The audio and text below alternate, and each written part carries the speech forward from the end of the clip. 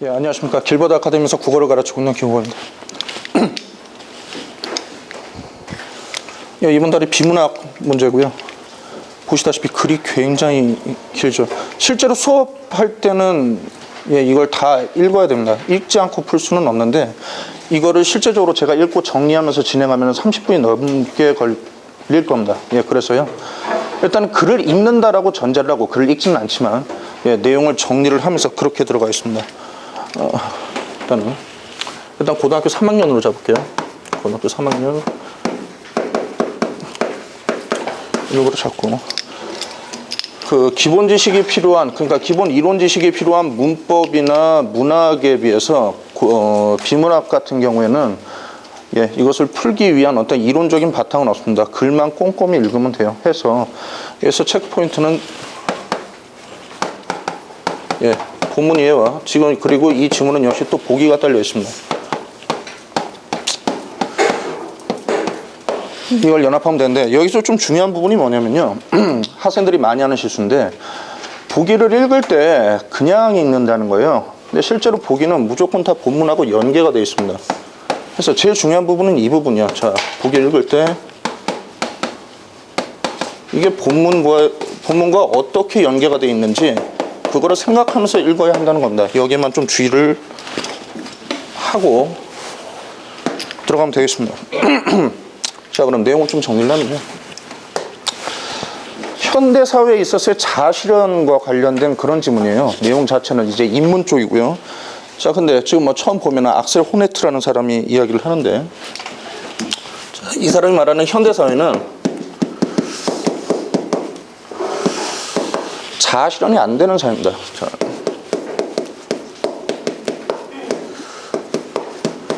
자아실현이 안 되는 그런 병리적 사회라고 있고요.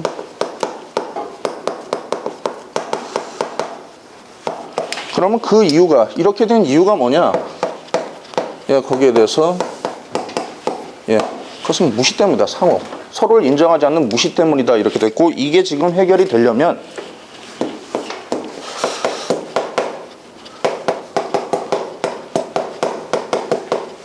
사회적 인정이 회복된다. 여기서 인정이라는 건 그냥 사람들의 정을 얘기하는 게 아니라 서로가 서로를 인정하는 그 이야기입니다. 자, 이렇게 하면서, 자, 그러면 사회적 인정이 어떻게 회복되어야 하느냐를 화두로 던지면서, 죄송합니다. 자, 그러면서 내용을 시작하고 있습니다. 자, 그러면은 사회적 인정을 회복하기 위해서 글을 진행하는데, 처음 진행할 때, 죄송합니다. 글 너무 길어가지고요. 자, 뭐부터 시작하냐면,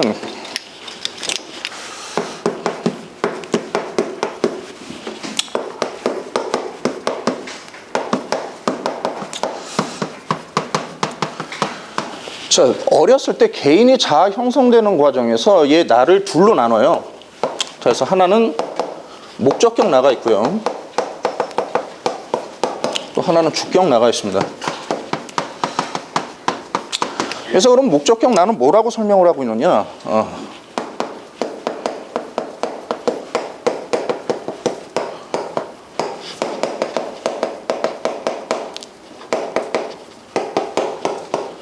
타인의 기대를 내면화한 나예요. 그러니까 사람들이, 그러니까 너는 뭐 예를 들어서 판사가 됐으면 좋겠어. 너는 뭐 기억력이 좋으니까 뭐 학자가 됐으면 좋겠어. 뭐 이런 식으로요.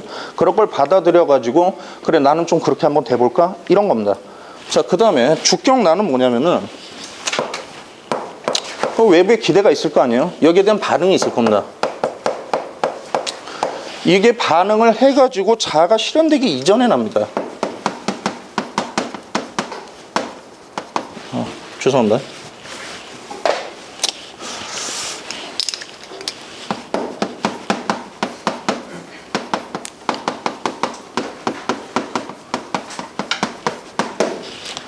자, 그러면은 주격 나가 목적격 나를 그대로, 그러니까 타인의 기대를 받아들이느냐? 근데 무작정 받아들이지만은 않겠죠?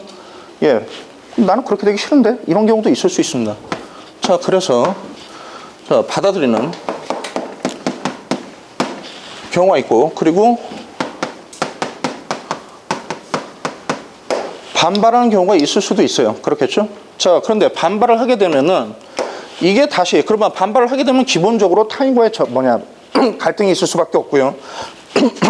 이 반발에서 자기가 내세운 나가 받아들여지려면은 예.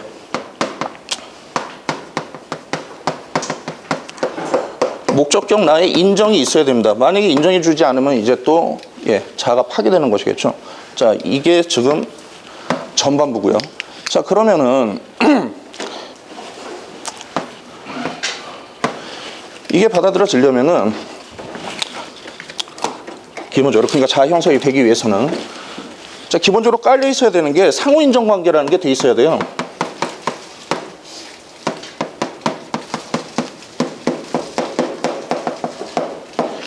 이게 바탕이 돼야 되는데 이게 받아들여지면은 이제 자아가 올바르게 형성이 되는 거고요.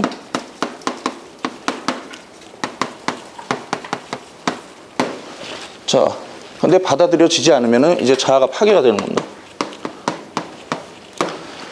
이렇게 됩니다. 자, 그 다음에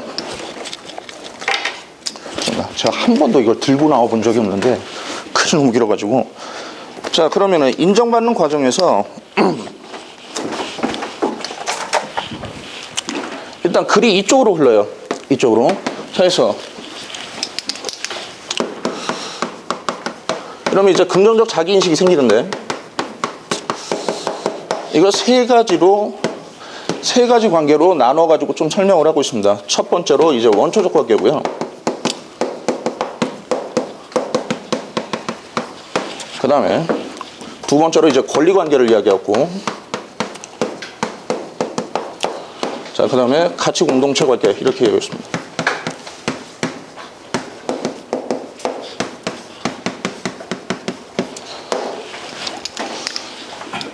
자, 원초적 관계에서 인정받는다라는 거는 타인의 배려와 사랑 이걸 내가 받고 있다라는 걸 인식을 하는 겁니다. 내가 이렇게 남의 사랑을 받고 있고 남의 배려를 받고 있다. 이런 것을 내가 인지를 하게 되면 내 마음속에 무엇이 생기냐면 이제 자신감이 생긴다. 이렇게 이야기하고 있고요. 그 다음에 두 번째, 권리관계는 약간 좀 사회적인 건데요. 자신이 타인과 동등한 관계, 동등한 권리를 가지고 있다. 이걸 내가 느끼느냐라는 겁니다. 그러니까 모든 사람이 어떤 A라는 권리를 가지고 있는데 나만 가지고 있지 못하다라고 느끼게 되면 당연히 나는 사회에서 무시받고 있다. 이런 생각이 들겠죠. 자, 이거를 내가 지금 만약 받고 있다. 온전하게 받고 있다라고 생각하면은 거기서 자신은 자기 존중감을 갖게 된다. 그렇게 이야기를 하고요. 그 다음에 가치 공동체 관계는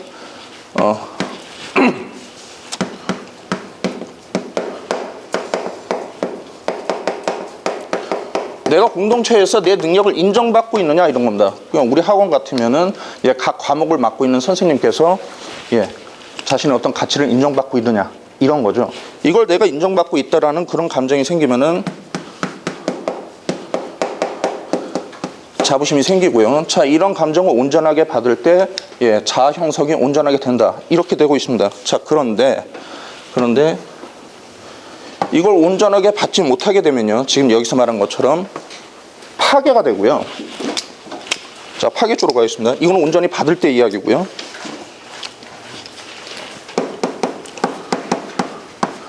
자, 파괴가 되면 그러면 사회에서 완전히 그냥 온전히 다 이 사람이 그대로 도태가 되어버리냐? 아니죠. 인정받으려고 노력을 하겠죠. 그렇기 때문에 당연히 저항이 있을 수밖에 없고요.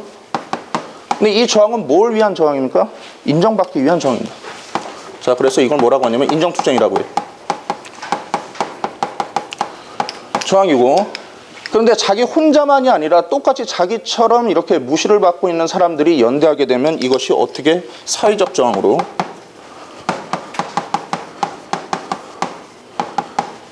확대가 되게 됩니다. 자, 그래서 이것이 받아들여지게 되면은 그렇죠? 이게 인정 범위였는데 어떻게 됐어요? 인정 범위가 확대가 되게 되겠고요. 그렇죠? 자, 그럼 인정 범위가 확대가 됐다는 얘기는 이제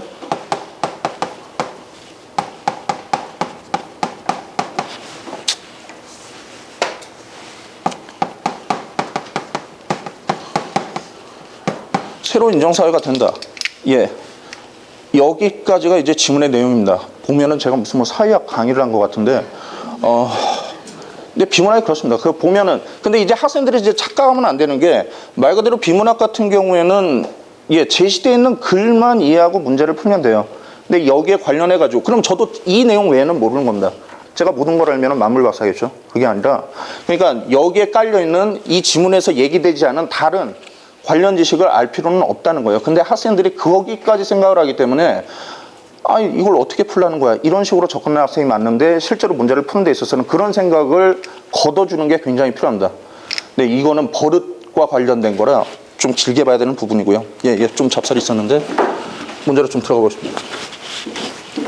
문제 들어가기 전에 일단 좀 볼게요. 예, 좀 질문 좀 드려볼게요. 보기 보면서. 자, 자료 1번을 보면은 7번 좀 봐주시고요. 자, A는 도예가인 아버지와 형제들로부터 전통 도예 기술을 전수받으라는 부탁을 받았다. 존경하던 아버지께 인정받아 기뻤지만 걱정도 앞섰던 A씨는 자신을 존중하고 배려하는 아버지 덕분에 믿음을 갖게 기술을 익혔다라고 했습니다. 장원홍 선생님. 지금까지 읽었는데 이게 지금 인정받았던 게 원초적 관계, 권리관계, 가치공동체 관계에서 어디에 해당하는 것 같아요? 지금 제가 뭘 확인하고 있는 거냐면은 지금 보기 읽고 있죠? 학생의 본문과의 연계를 지금 인지하고 있는가? 그거 지금 확인하는 겁니다. 예, 원초적 관계입니다. 원초적 관계고, 그 다음에 결국 A씨는 아버지의 장인정신을 계승한 도예가가 되었고 장인정신을 중시하는 도예가 협회로부터 올해의 장인으로 선정되어 근질을 느꼈다. 이가람 선생님, 그 마지막 부분이 지금 여기서 뭔 것 같습니까? 장인정신을 중시하는 도예가 협회로부터 올해의 장인으로 선정되어 근질을 느꼈다. 예, 가치 공동체 관계에서 인정을 받은 겁니다. 그러니까 자료 1번의 사례는 뭐냐면은 저항까지 가지 않고요. 그냥 예, 목적격 나가 그대로 내가 내면화가 돼가지고 자가 형성된 케이스입니다. 됐습니까? 자, 그 다음에 자료 2번을 보면은 자, 이민자 B씨는 세무세무시로부터 이민자는 지정된 투표소에서만 투표해야 한다는 통보를 받고 상심했다. 예, 김윤희 선생님. 이민자 투표소에만 투표를 해야 된대요. 어디에서 무시를 받은 걸까요? 어떤 관계에서? 천천히 보시고요. 타인의 배려와 사랑에서 이게 어긋난 거냐? 타인과 동등한 권리를 갖고 있지 못한 거냐? 공동체에서 내 능력을 인정받은 거냐? 예, 권리관계에서 무시를 받은 겁니다. 자, 지금 2번, 자료 2번 같은 경우에는 1번과 달리 내 권리가 무시받은 예, 그런 상황입니다. 자, 해서 하지만 B씨는 이웃들로부터 위로를 받으면서 자신이 언제든지 보살핌을 받을 수 있다는 확신이 들어. 자, 여기서 원초적 관계죠. 그렇죠? 그 다음에 내공인과 동등한 투표권을 요구하는 1인 시위를 할 수 있었다. 이게 뭡니까? 지금 저항입니다. 저항이요. 자, 이후 여러 시민들이 가세해서 뭐예요? 사회적 저항으로. 같은 불만을 가지고 있었던 사람들이 지금 사회적 저항으로 간 거죠. 그렇죠? 자, 그 다음에 확대되었고 결국 세무시는 내국인과 동등한 투표권을 이민자들에게 승인했다. 결국 권리관계 얻어낸 겁니다. 자, 이에 B씨는 자신이 시민으로부터 존중받고 있다고 느꼈다. 이게 뭡니까? 그래서 자기 존중감이 회복된 겁니다. 중요한 건 그냥 읽은 게 아니고 방금도 말씀드렸지만은 보기와 관련된 문제가 3점짜리인 경우가 높고요. 제가 이걸 일일이 지금 질문 드리면서 확인한 이유가 학생들이 그냥 아무 생각 없이 계속 아까도 말씀드렸지만은 그냥 읽고 그냥 문제를 풀어버리면은 연계가 안 돼 버리니까 뭐야 이렇게 돼 버리는 거거든요. 제일 중요한 부분은 지금 이 부분. 자, 문제로 들어가 보겠습니다.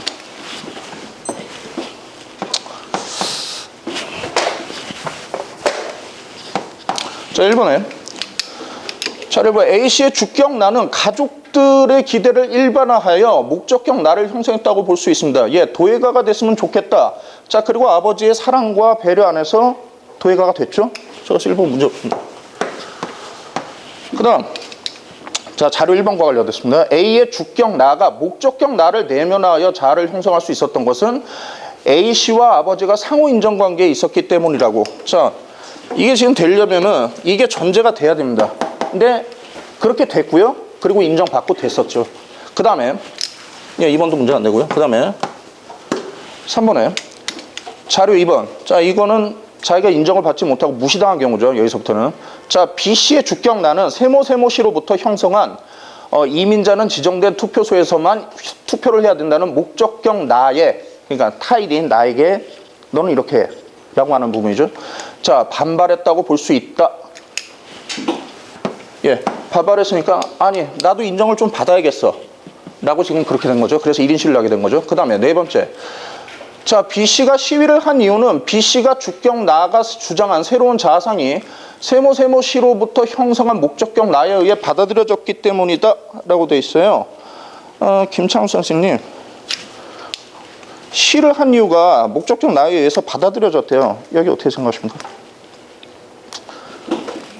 자, 지금 저항을 하는 경우는 어떤 경우에 저항을 한다라고 그랬어요? 내가 존중받지 못하고 있을 때 저항을 한다고 했죠. 근데 지금 여기는 뭐라고 돼 있습니까? 그러니까 기본 조건은 뭐냐면은 저항이라는 거는 방향이 잘못됐네요. 무시해서 저항이 오는 건데 이거는 지금 뭐예요? 인정받고 있습니다. 그렇죠. 근데 이게 지금 잘못된 거죠. 그래서 4번이 정답이 됩니다. 그 다음 다섯 번째, B씨가 내국인과 동등한 투표권을 승인받은 것은 B씨의 주격 나가 주장하는 새로운 자아상, 그러니까 나도 인정해달라라는 거죠. 동등한 투표권을 인정해달라라는 거죠. 그거를 세모시로부터 형성한 목적격 나가 인정했기 때문이라고 볼 수 있다. 예, 사회적 장으로 가가지고 결국은 인정받고 동등한 투표권을 받게 됐죠. 자, 해가지고 문제는 좀 이 정도로 마무리가 되고요. 자, 아까 처음에도 말씀드렸지만은 비문학은 글을 어떻게 했느냐, 그 독해력이 핵심입니다. 그거를 이렇게 잡아주는 건데, 그렇기 때문에 이제 등급에 따라서 뭐를 더하고 덜한다라는 거는 예, 솔직히 그건 없어요. 그건 없고, 다만 이제 학생들이 이제 학습 습관을 좀 잡아줘야 되는데 독해력을 어떻게 올릴 것이냐라는 거예요. 실제로 이 부분이 학생들이 잘 안 되거든요.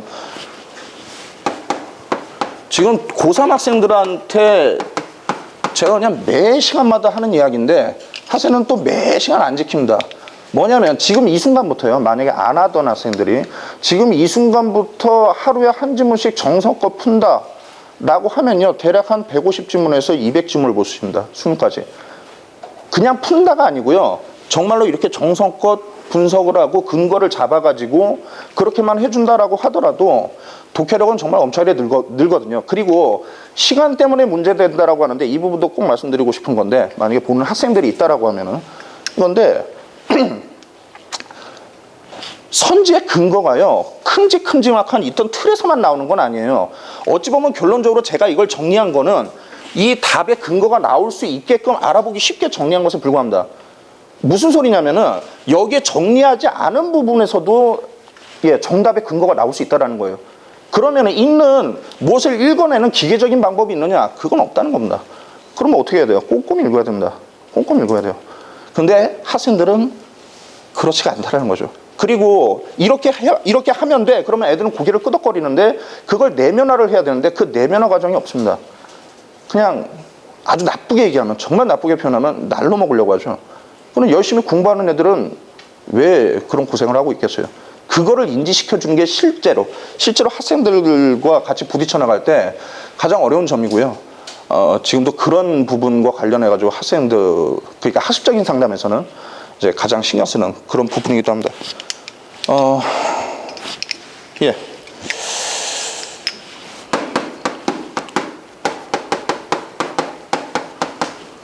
출제 빈도는요.